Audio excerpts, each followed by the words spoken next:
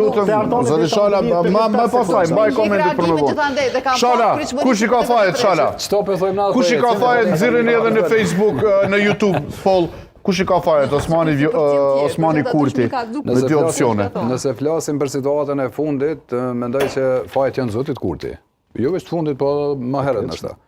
Për shkak se Zoti Kurti, unë po pajtona me kusherinin tem, Zotin Shala, që I ka pas 51% dhe ka qenë dorën e tij e gjithë iniciativa, cilën ja garanton edhe kushtetuta edhe ligjet në Kosovë, që e marr iniciativën për krijimin e të gjitha institucioneve.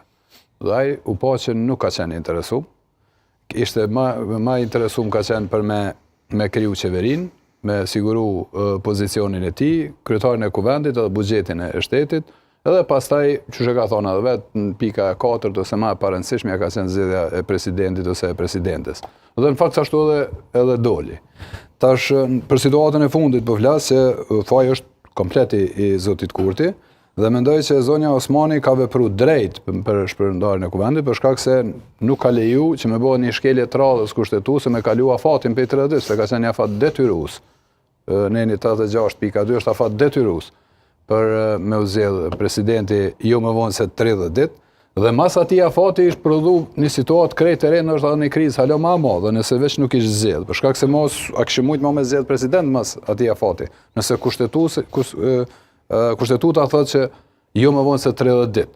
Më thonë, në këtë pikë mendoj që zonja Osmani ka pas drejt, mendimi jam, është gjykata kushtetuese.